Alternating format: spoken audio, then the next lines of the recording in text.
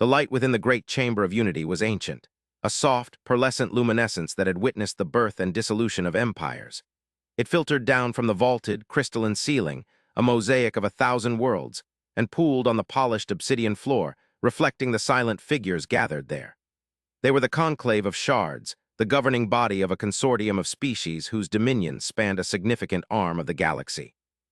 Their forms were varied: the towering, mineral-based Cathar, whose thoughts moved with geologic slowness; the fluidic, ever-shifting Glim, who communicated in resonant harmonics; and the Elthar, like Kalen Vor, whose bodies were little more than elegant constructs of bound light and memory, ancient and weary.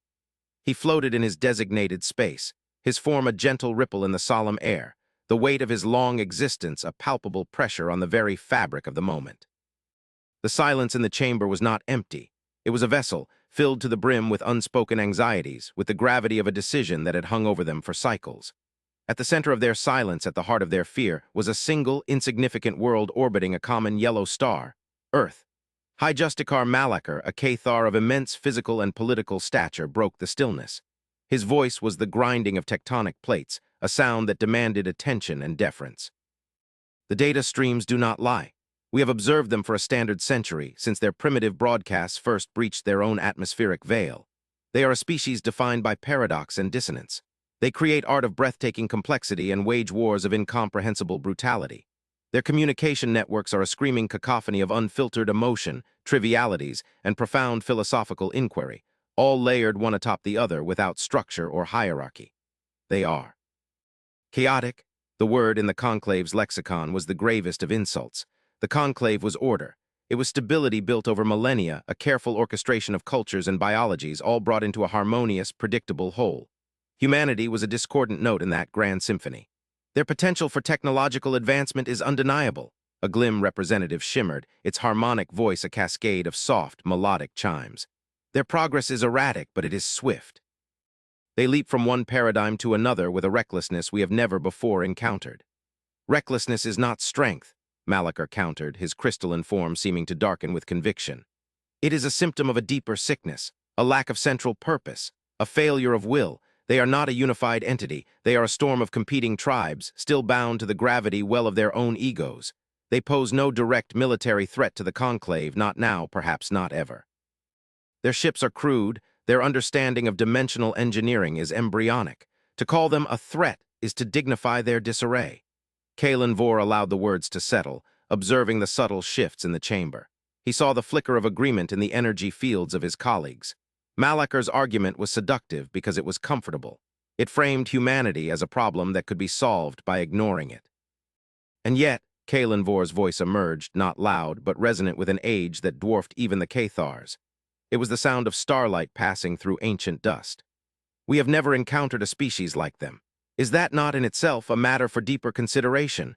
We pride ourselves on our understanding of life's manifold expressions, yet we look upon this one and see only noise. It is precisely the noise we must protect ourselves from, Elder, Malakar rumbled, turning his massive form slightly to address Kalen Vor. It was a gesture of respect, but one laced with the iron of his certainty. Theirs is a culture of contagion. Their ideas, their conflicts, their raw, unbridled emotionality. If allowed to bleed into the conclave's networks, it could introduce instabilities. It could unravel the great accord. We have curated peace for eons. Why would we risk it for a species that cannot even maintain peace with itself? This was the core of the debate, the true source of the conclave's fear. It was not a fear of human warships appearing in their skies. It was a fear of human philosophy appearing in their data streams. A fear of their carefully constructed order being contaminated by the beautiful, terrible chaos of a species that had not yet decided what it wanted to be. The proposal on the floor was simple, and in its simplicity, brutal. A quarantine of silence. It was not an act of war. It was an act of erasure. They would sever all connections. The nascent, fragile lines of communication that the humans had just begun to extend into the galaxy would be met with absolute, unbroken silence. The hyperrelay networks that bathed their sea. Seator and the ambient data of galactic civilization would be rerouted, creating a pocket of perfect isolation around the Sol system. To the rest of the galaxy, Earth would cease to exist. To Earth, the galaxy would appear vast, empty, and terrifyingly silent. We would be blinding them, Kalen Vor stated, his light form pulsing with a soft, sorrowful rhythm. And in the process, we would be blinding ourselves. To ignore a variable is not to control it. It is to surrender to it. We are not ignoring it, Malachar corrected, his tone condescending. We are classifying it. The designation is clear: low threat. A low-level biological and cultural contaminant. The recommended protocol is isolation. We will observe from a distance through shielded, non-interactive means. We will let them mature.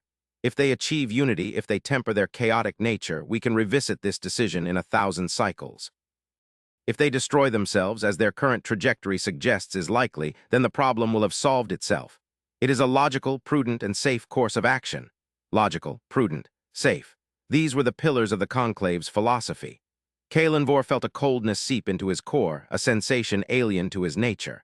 He looked around the chamber at the assembled minds of an ancient and powerful civilization.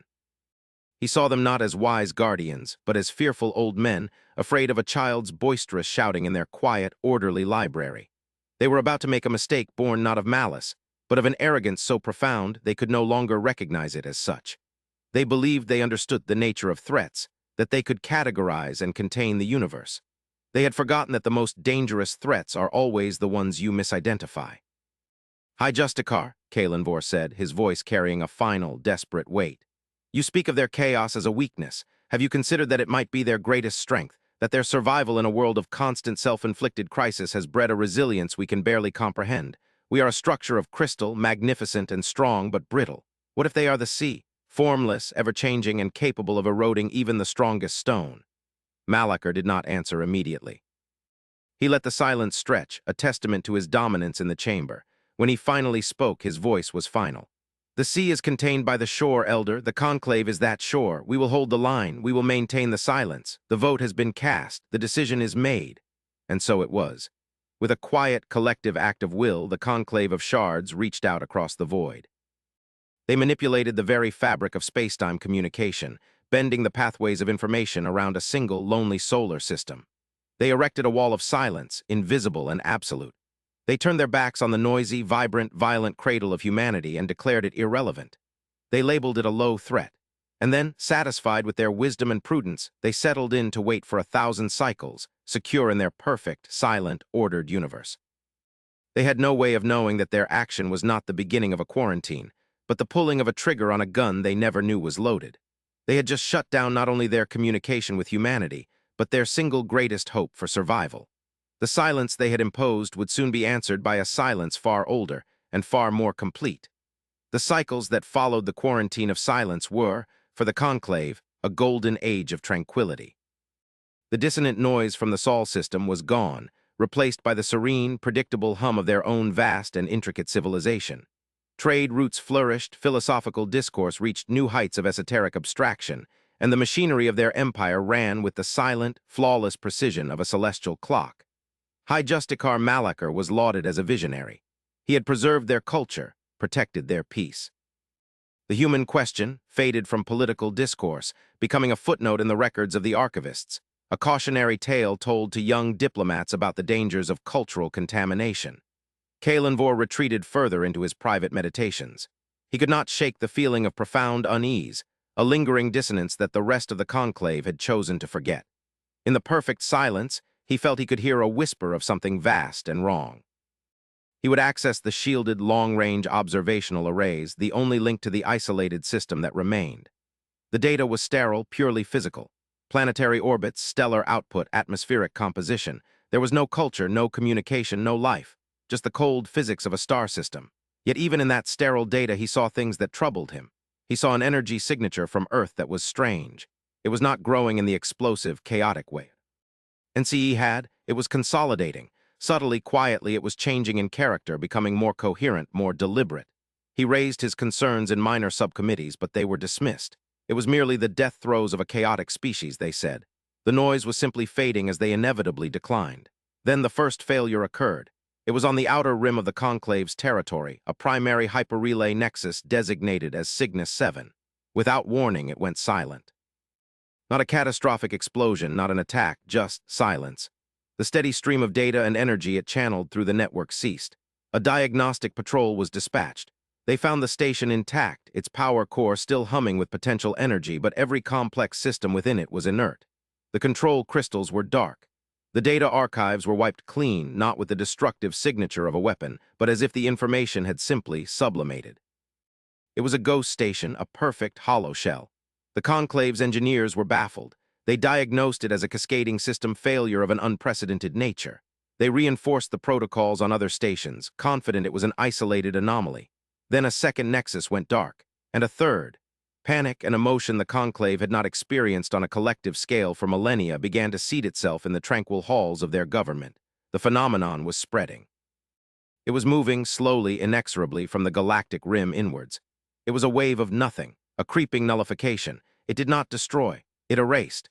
Complex systems, anything reliant on the sophisticated, high-frequency energy and data transfer that underpinned their entire civilization would simply stop working. Their ships, their stations, their archives, their very homes, all were vulnerable. They called it the Great Silence. Hijusticar Malachar convened the conclave in the Great Chamber of Unity, but the atmosphere was no longer serene. The pearlescent light seemed dimmer, tinged with fear. The floating thrones of the representatives wavered with agitation. "Our fleets have been deployed to the edge of the affected zone," Malachar's voice boomed, but the tectonic certainty was gone, replaced by a granite-like desperation. "They can find no enemy. There are no weapons signatures, no energy discharges, no hostile vessels." They approach the border of the silence and their advanced systems begin to fail. Their navigation goes dark. Their communications die. We have lost contact with entire battle groups, not to combat, but to simple, inexplicable failure. It is a plague of entropy, a glim harmonized, its usual melodic tones now discordant with panic. It consumes information. It consumes order itself. The irony was so profound it was almost a physical force. The conclave, the champions of order, were being undone by a force of pure, silent unmaking. Their greatest strength, their interconnected, perfectly integrated, high-technology society, had become their single greatest vulnerability. Every system was dependent on every other system, a single, magnificent crystal. And now a crack was spreading through it, threatening to shatter the whole. Kalenvor watched the proceedings, the old, cold dread in his core now a burning certainty. He had spent the last cycles in the deepest archives, cross-referencing the spread of the Great Silence with the old observational data from the Sol system. The patterns were faint, obscured by the conclave's self-imposed blindness, but they were there. He saw the subtle consolidation of Earth's energy signature in the cycles leading up to the quarantine. He saw how that signature had stabilized, then grown with a quiet, steady purpose in the cycles since. And he saw one other thing, a detail so terrifying it had taken all his will to accept it. The Great Silence was not spreading from the galactic rim inwards. That was an illusion, a misinterpretation of the data. It was spreading from a single point, and that point was the Sol system. He had tried to tell them. He had brought his findings to the emergency councils. Malachar had dismissed him out of hand. "The primitives," he had roared, his frustration and fear manifesting as anger. "You believe they are responsible for this? A species that could barely achieve stable orbit? That is madness, Elder. They are victims like us if they have not already perished. This is an ancient cosmic force, a natural disaster." "Or we have profoundly misunderstood the nature of the disaster," Kalenvor had replied, his voice a whisper against the storm of their panic. Now, as the conclave descended into terrified arguments proposing desperate, futile strategies, erecting energy shields that would surely fail, retreating to core worlds that would only become traps, the unthinkable happened. A signal pierced the chamber. It was not from one of their own distressed fleets. It was not on any conclave frequency. It was a signal of I am. Possible origin, broadcast on a band that was supposed to be silent, from a direction that was supposed to be empty. It cut through their secure communications with an ease that spoke of a technological mastery that was utterly alien.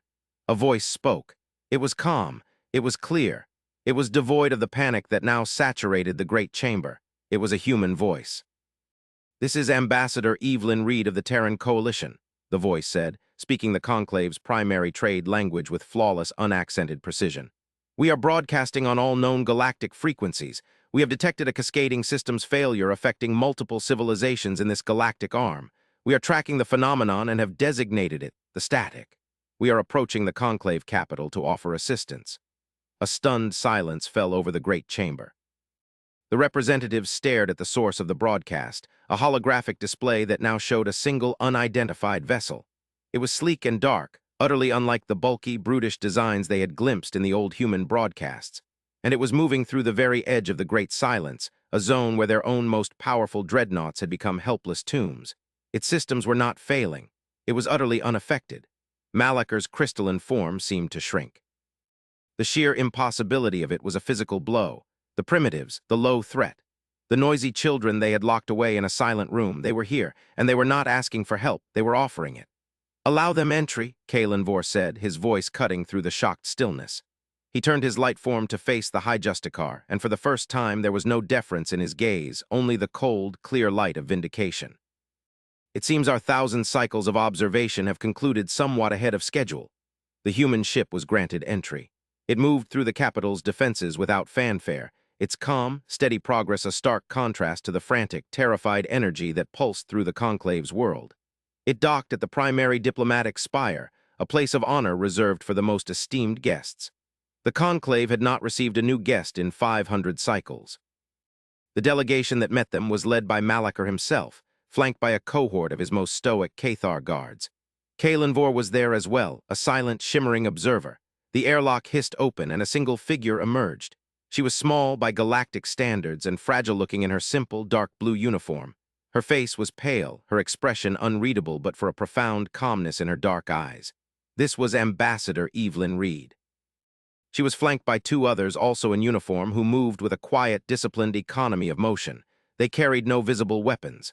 "Highjusticar Malaker," Reed said, her voice the same steady, measured tone from the broadcast. She inclined her head slightly, a gesture of respect that was clearly learned, not innate. "Thank you for receiving us on such short notice." Malaker stared down at her. His mind, which operated on geological timescales, was struggling to process the cataclysmic reversal of his worldview. This was the source of the chaos, the cultural contaminant. Yet here she stood, an island of perfect composure in his sea of fear. Your ship," Malaker stammered, the grinding of his voice losing its authority. "How does it function in the silence?" "We call it the static," Reed corrected gently. "And our ship functions because it was designed to. Our technology is not like yours. We learned a long time ago on our own world that any centralized, perfectly optimized system is a fragile one. It is an invitation to catastrophic failure. A single virus, a single power failure, a single unforeseen variable can bring it all down." She paused, letting her words sink in. She looked from Malaker to the other assembled delegates. "Our networks are decentralized. Our power systems are redundant, layered with fail-safes that include wildly different physical principles. Our data is not stored in a single, vulnerable format. It is braided, encrypted, and backed by analog methods you would probably consider laughably primitive. Our ships can operate on pure fusion power, on quantum entanglement, or if necessary, on controlled chemical explosions. They are not elegant. They are resilient. We do not build things to be perfect. We build them to fail, and to keep working when they do. Our entire technological philosophy is based on the assumption that the universe is a chaotic, hostile, and unpredictable place. We have learned to embrace the chaos, Highjusticar. It is our greatest teacher." The great reveal had begun. It was not a reveal of overwhelming firepower or a declaration of conquest. It was a quiet, devastating lecture on philosophy. The humans had not been stagnating in their isolation. They had been preparing. "The static," Reed continued, her voice holding the calm authority of a scholar explaining a fundamental law of physics. "We have been aware of it for over 2 centuries. It was the faint background hiss in our first interplanetary communications. As our sensor technology improved, we began to map it. We realized it was not random noise. It was a structured phenomenon, a kind of creeping decoherence field. It targets and unravels complex, high-order information systems. The more sophisticated and interconnected your technology, the more vulnerable you are to it." She looked directly at Malaker, her gaze unwavering. "Your civilization is the most sophisticated we have ever encountered. To the static, you are a feast." The assembled members of the Conclave delegation flinched as one. The truth of her words was undeniable, a cold blade gutting their pride. "Why did you not warn us?" A glim representative shimmered, its harmonics trembling with accusation. Ambassador Reed's calm expression finally shifted. A flicker of something profound, not anger, but a deep, weary sadness passed through her eyes. "We tried," she said softly. "Our first deep space broadcasts, the ones you classified as a chaotic cacophony, were our attempts to share our findings. We broadcast everything, our science, our art, our fears, our data on the static. We believed that open, unfiltered communication was the only way to face a shared threat. We sent out a warning. But you did not hear a warning. You heard noise, and then you shut us off. You erected your quarantine of silence." The weight of that statement settled in the docking bay, heavier than any planet. It was an indictment so complete, so absolute, that there was no defense against it. They had not merely underestimated humanity, they had misinterpreted their very nature. The chaos they so feared had not been a sign of barbarism. It had been a sign of life, of a species shouting into the darkness, trying to warn its neighbors of the coming storm. The quarantine you imposed had an unintended side effect, Reed continued, her tone now purely analytical. It created a perfect observational bubble, for you to watch us, for us to watch the static. Without the interference of the Galactic data network, we were able to get a much clearer picture of its source and its propagation. In your attempt to isolate us, you inadvertently provided us with the perfect laboratory. She gestured to one of her aides, who produced a small, flat device. An image shimmered into the air above it. It was a map of the galaxy, showing the Conclave's territory as a bright, sprawling nebula of light. A dark, shadowy stain was spreading from one edge. "This is your understanding of the situation," Reed said, pointing to the stain. "You believe the silence is an external wave washing over your territory from the rim." Then, with a tap on the device, the map reoriented. It zoomed in, twisting in a way that was disorienting until a new perspective was revealed. The Conclave's territory was shown in a three-dimensional cross-section. The shadowy stain was not a wave, it was an expanding sphere. And at its center, marked with a single, pulsing red dot, was the Sol system. "This is the reality," Reed said, her voice devoid of triumph, filled only with a grim finality. "It is not coming asterisk for asterisk you, it is radiating asterisk from us, or rather, from our location in space. You quarantined the symptom, but you sat it right on top of the disease. Your wall of silence didn't just blind you, it trapped you. You built a cage around yourselves with the monster locked inside." The last vestiges of Malaker's pride crumbled. His massive form seemed to sag, the light within his crystalline structure dimming to a dull, defeated gray. He had not just made a political miscalculation. He had, through his own arrogance, doomed his people.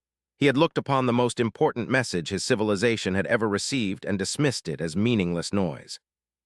He had feared a handful of chaotic primitives, and in doing so had made his entire empire vulnerable to the silent, cosmic horror they were trying to warn him about.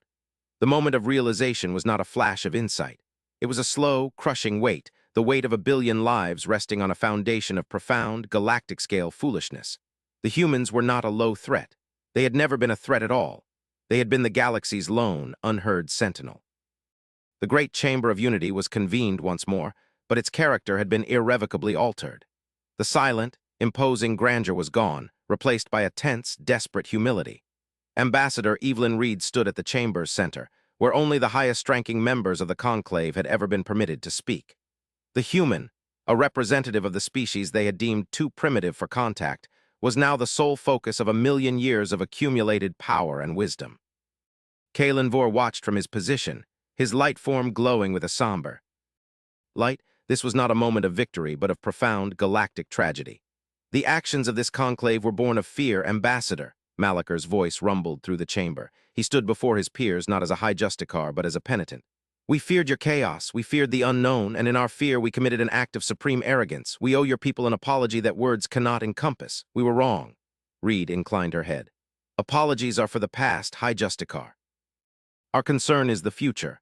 Your civilization and ours now face the same existential threat. The static is accelerating. As it consumes more complex energy and information systems, its rate of expansion increases. We have, at best, a handful of your standard cycles before it engulfs the entirety of the conclave's territory." A wave of despair rippled through the assembled delegates. Their civilization, which measured its history in geological epochs, was now facing a timescale of mere years. "What can be done?" A glim representative harmonized, its voice laced with a fragile thread of hope. "Your technology resists it. Can you not share it? Can you not build us ships, shield our worlds?" "It is not that simple," Reed replied, her calm demeanor a bulwark against their rising panic. "Our technology is not merely a set of blueprints, it is a philosophy. It is born from a different way of thinking. Our systems are chaotic, redundant, and inefficient by your standards. To retrofit your entire civilization would be impossible in the time we have left. Your infrastructure is too integrated, too perfect. It is too brittle to be bent. It can only be broken."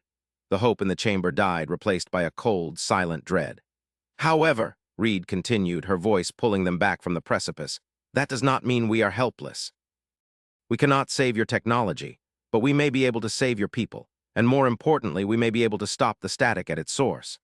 She activated the holographic display again. The image of the galaxy returned, with the sphere of the static expanding from the Sol system. For the last 50 years, since your quarantine gave us a clear field of study, our entire species has been focused on this one problem.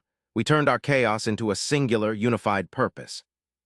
We became a species of detectives, hunting for the cause of this phenomenon. We have learned that the static is not a natural occurrence. It is not a weapon either. It is a byproduct. She zoomed the map in, closer and closer to the red dot that marked Earth's sun. The dot resolved into a complex diagram. The static is the shadow cast by an object that is not in our dimension but is anchored to our region of spacetime. It is a machine, if such a word can even apply. It is ancient beyond our ability to measure, and its scale is difficult to conceptualize. Kalenvor felt a tremor pass through his very essence. The whisper he had felt in the silence was now being given a name. This machine has been dormant for eons, Reed explained, but it is now beginning a process of activation, a warm-up sequence that may take millennia to complete. The static, the great silence you are experiencing, is merely the passive energy bleed from its initial power-up. It is the hum of the engine starting. It is not hostile. It is simply on, and its very presence is unraveling the complex laws of physics in its vicinity. The implications of her words washed over the chamber. They were not fighting an enemy. They were standing next to the ignition of an engine the size of a solar system, built by beings they could not imagine. Our unified research has yielded one potential solution, Reed said, her expression becoming impossibly grave. The machine is powered by drawing on the energetic differential between dimensional layers.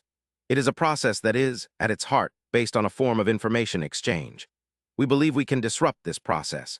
We have developed a signal, a piece of viral information, a paradox coded into a multidimensional frequency.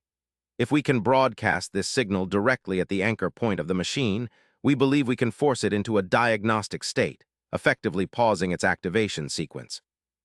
It would not destroy it, but it might buy us the time we need, thousands of years perhaps, to understand what we are truly facing and to evacuate the endangered regions of space.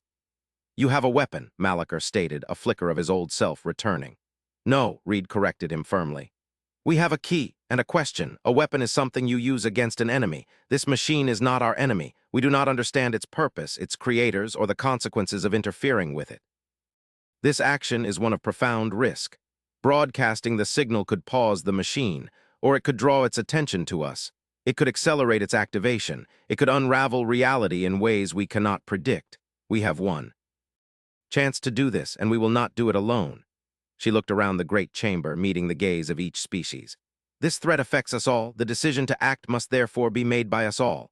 The Terran Coalition offers you a full partnership. We will open our archives, share all our research on the static and the machine. Your scientists will work with ours. Your philosophers will debate with ours. We will integrate your knowledge, your perspectives, and together we will make this choice. Together we will face the consequences. It was an offer of stunning generosity. They had been offered not just survival, but redemption. A chance to undo their mistake not by erasing it, but by transcating it into a new, unified purpose. Malachar, the great hardliner, the architect of the quarantine, was the first to move. He stepped forward, his massive crystalline body seeming to bow. We accept, he boomed, his voice resonating with an emotion the Cathar had not expressed in millennia, humility. We will place the full resources of the conclave at your disposal. We will learn from you. We will stand with you. One by one, the other species of the conclave signaled their assent. The glim resonated with a chord of pure, hopeful harmony. The ancient Elthar, including Kalenvor, pulsed with a bright, determined light. In that moment, the conclave of shards ceased to be a monolithic empire of order. It became something new, something more resilient. It became an alliance. In the cycles that followed, the conclave was transformed. Human engineers and scientists, once scorned as chaotic primitives, were now the most sought-after minds in the galaxy. They worked alongside the conclave's finest, merging human ingenuity and adaptability with the conclave's deep, ancient knowledge. Human ships, with their rugged, multi-layered systems, became the basis for a new fleet of exploration and research vessels, capable of venturing into the growing silence. The greatest change, however, was philosophical. The conclave began to understand. They saw that humanity's fractious politics were a crucible for diplomatic innovation. Their violent history was a library of strategic lessons. Their chaotic art was a wellspring of creativity that could solve problems their own rigid logic could not. Humanity's noise, they finally realized, was the sound of a species that had never stopped struggling, never stopped learning, never stopped adapting. It was the sound of life itself. Kalenvor found himself spending much of his time in conversation with Ambassador Reed. They would stand on the observation deck of the human flagship, the TCS Resilience Asterisk, watching the stardusted void. "You never hated us for what we did," Kalenvor observed one cycle, his light form a soft glow in the dim starlight. "Your people have every right to despise us. We left you in darkness." "Hate is an inefficient use of energy, Elder," Reed replied, her gaze fixed on the star map that now dominated the view screen. It showed the target, the anchor point of the great machine. "We do not have the luxury of holding grudges. When we looked out at the silent sky you left for us, we felt fear, yes. We felt profound loneliness, but most of all we felt a sense of responsibility. We were alone, so it was up to us to solve our own problems. Your silence forced us to unify. It focused us. In a way, your greatest mistake became our greatest strength. You wanted to let us mature, and in your own misguided way, you succeeded." The day of the broadcast arrived.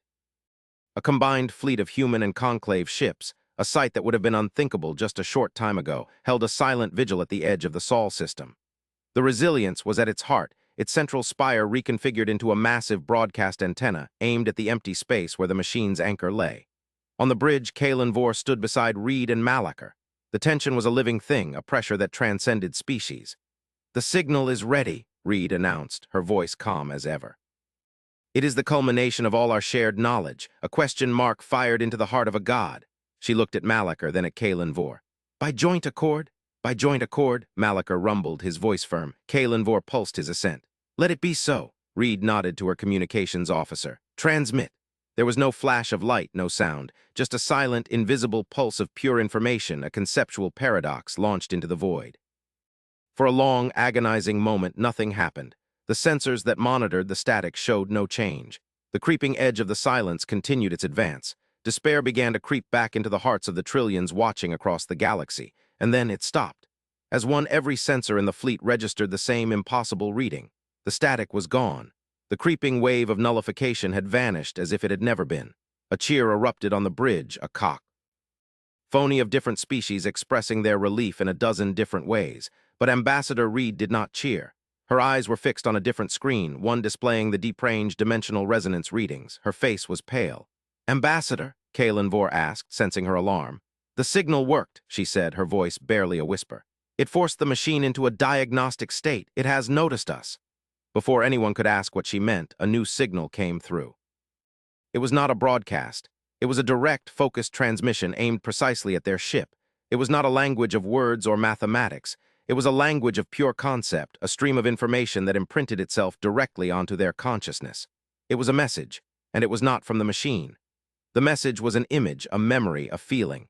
It showed a civilization of beings made of light and shadow, their forms vast and flowing. It showed them building the great machine not as an engine or a weapon, but as a shield, a barrier. And it showed them activating it in a desperate final act as they were consumed by something else. Then came the second part of the message, a warning. It was ancient, recorded and left behind by the builders. The machine you have paused is not a power source. It is a cage.